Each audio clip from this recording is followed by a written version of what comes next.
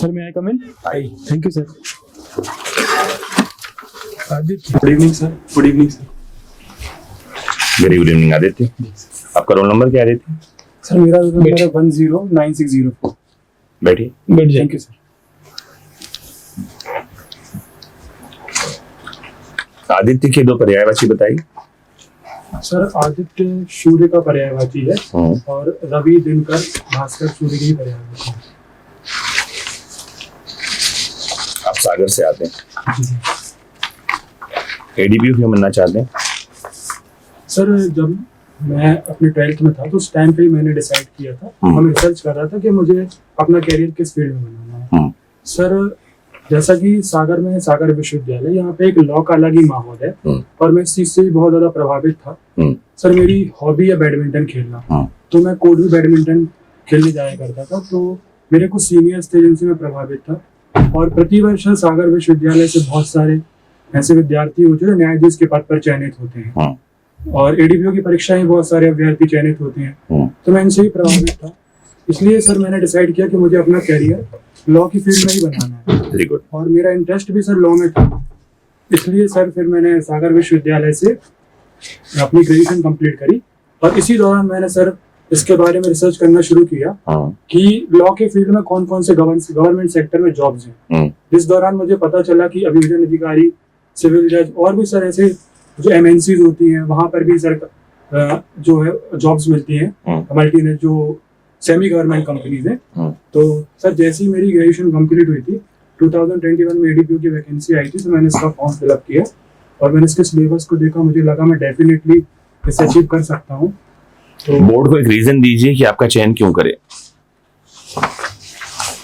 Sir जो एडीपीयू के पद के लिए जो भी वार्ताएं मांगी गई थी मैं उन्हें एक तो पूर्ण रूप से फुलफिल करता हूँ और सर सबसे सर्वप्रथम कि एक अधिवक्ता के रूप में एक व्यक्ति की अच्छी कम्युनिकेशन स्किल्स होनी चाहिए। मुझे ऐसा लगता है कि मेरी सर कम्युनिकेशन स्किल्स ठीक है, विधि का नॉलेज भी होना चाहिए। सर मुझे जहाँ तक मेरे जो सिलेबस में था मैंने उनको पढ़ा है और मुझे थोड़ा बहुत विधि का ज्ञान भी है। क्या सब्जेक्ट पढ़ कर आए हैं आप?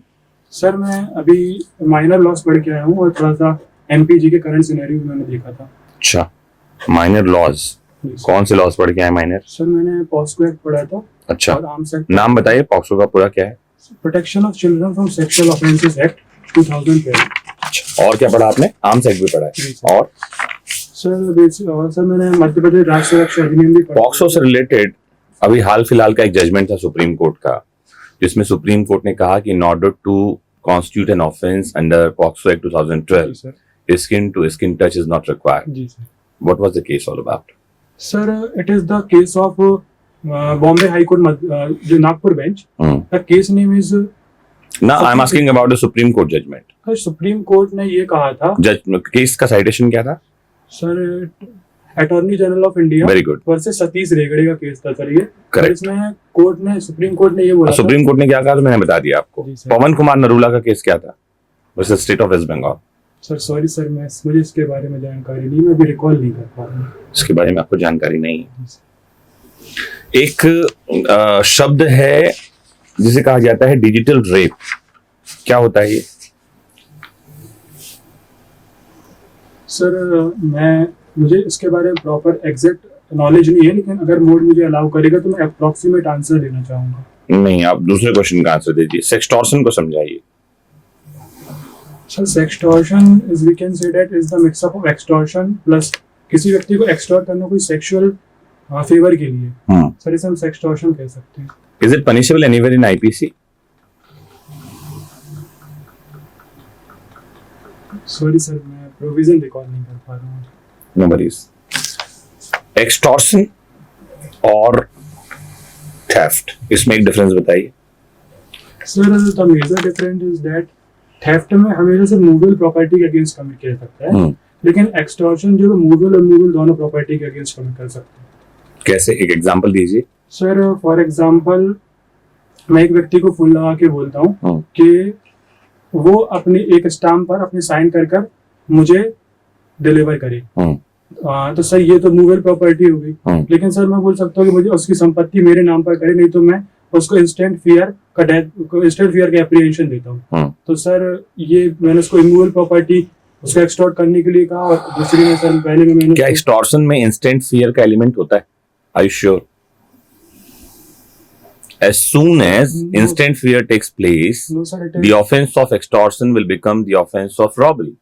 Yes, sir, instant fear का नहीं होता है. नहीं होता. You have said instant fear देता हूँ. जी सर, सॉरी सर, मैं खुद को करेक्ट करना The fear is not instant in the case of extortion, but in the case of loot, it will be instant, right? कुछ पूछिए.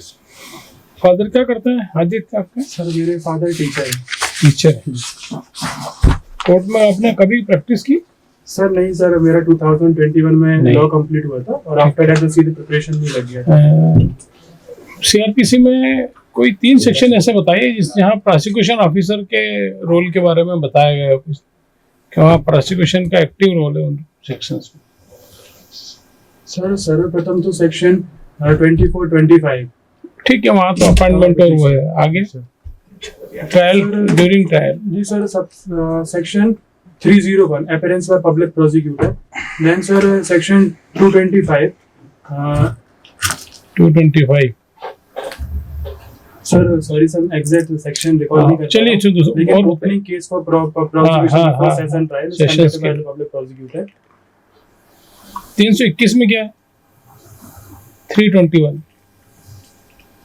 Sir withdrawal of prosecution. वहाँ कोई रोल है क्या प्रोसिक्यूशन ऑफिसर? जी सर, प्रोसिक्यूशन ऑफिसर ही withdraw करते हैं with the permission of the court. उसमें स्टेट की कोई परमिशन की आवश्यकता है क्या? स्टेट गवर्नमेंट की किसी केस को विड्रॉ करना हो तो सर ऐसा कुछ है क्या? 321 में 321 में ऐसा है क्या? कोई परमिशन की आवश्यकता है उसमें, या प्रोसिक्यूटर का होल एंड सोल वो है, एक्सक्लूसिव अधिकार है? नहीं सर, स्टेट गवर्नमेंट ही नोटिफाई करती है किस मामले को विड्रॉ करना है. 321 में तो ऐसा नहीं है कि 321 में नहीं है, लेकिन जहां तक मैं रिकॉल कर पा रहा हूँ. मैंने अपन एक्ट की बात कर रहे हैं. जी सर, प्रैक्टिस में तो वही है जो आप बोल रहे हो. प्रैक्टिस में वही है जो आप बोल रहे जी सर. हो. 209 में क्या है? सर 209 में सर मामला कमिट किया जाता है. हाँ. सेशन ट्रायल सेशन के बाद, जब वो मामला एक्सक्लूसिवली सेशन के द्वारा ट्रायबल होता है. वहाँ भी प्रोसिक्यूशन ऑफिसर का कोई रोल है क्या? वहाँ कुछ आया प्रोसिक्यूशन के बारे में? सॉरी सर, मैं रिकॉल नहीं कर. चलिए 323 में और 209 में क्या अंतर है? सर 209 में जो मामला कमिट किया जाता है वो शुरुआत में ही हो जाता है. जैसे ही मजिस्ट्रेट के पास कॉग्निजेंस लेने के लिए मामला आया और मजिस्ट्रेट को लगा कि ये सेशन ट्रायल सेशन है तो कमिट कर दे. लेकिन 323 में जो मामला कमिट होता है वो ड्यूरिंग ट्रायल होता है. ड्यूरिंग ट्रायल बाद में पता चलता है कि सेशन के द्वारा ट्रायबल है, तो फिर सर 323 में मामला कमिट. चलिए 2 सवाल और पूछते हैं आपसे कि आर्म्स एक्ट का जो नया अमेंडमेंट आया वो कब आया? लास्ट अमेंडमेंट 2019 में आया था. 19 में दिसंबर 2019. किसी भी व्यक्ति को कितने फायर आर्म्स रखने का अधिकार है उसमें? सर अब वर्तमान में 2 फायर आर्म्स. 2 fire arms. यदि किसी के पास ज्यादा फायर आर्म्स पहले से है ऑलरेडी, उसके बारे में क्या प्रोविजन है उसमें आर्म्स एक्ट? सर उसमें ये प्रावधान था कि जो 14 दिसंबर की डेट थी 2019 से, उससे 1 साल के अंदर, मतलब 14 दिसंबर 2020 तक उस व्यक्ति को उन आर्म्स को डिपॉजिट करना था एक लाइसेंस डीलर के पास या फिर officer in charge of nearest police station के पास. ठीक है जी सर. किसी के पास इलीगल फायर आर्म्स मिला जी सर, तो उसके चार्जशीट करने के लिए किसी की प्रोसिक्यूशन की कोई परमिशन की जरूरत है क्या? उसमें प्रोसिक्यूशन सैंक्शन कुछ है क्या उसमें आर्म्स एक्ट में? यदि किसी से पास इलीगल फायर आर्म्स एक्ट में किसी भी. हाँ सर, सेक्शन 39 वेरी गुड. हाँ, यहाँ पर डिस्ट्रिक्ट मजिस्ट्रेट की परमिशन लेनी पड़ती है अगर आपको प्रोसिक्यूशन फाइल करना है किसी व्यक्ति के केस में सेक्शन 3 के according. Very good.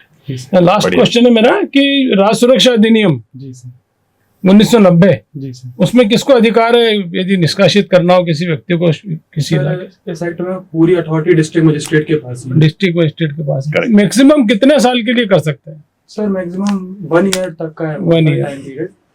Very good. Perfect Aditya, आप जा सकते हैं.